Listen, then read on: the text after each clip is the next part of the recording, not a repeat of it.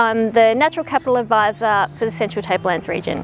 Some examples of the way people can improve natural capital on their land, I think first and foremost is to begin with working out what you have on your land to start with. So what ecosystems, what vegetation, what soil type, and then build up from there. It can be pretty overwhelming when you think of all the different possibilities that can actually be done. So start small, what you've already got, what can you add to? So if you've already got a lovely remnant, is there some way that you can build on that to increase the biodiversity or increase the value to that particular asset?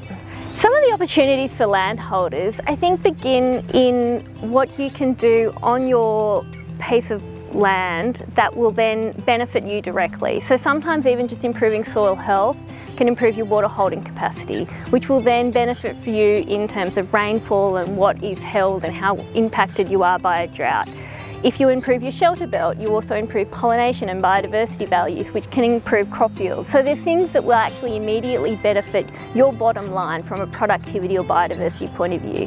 And then you can start looking at things like the environmental market space. Is it a soil carbon project you're looking at? Is there somewhere you can enhance and do some environmental plantings and go down that external environmental market journey?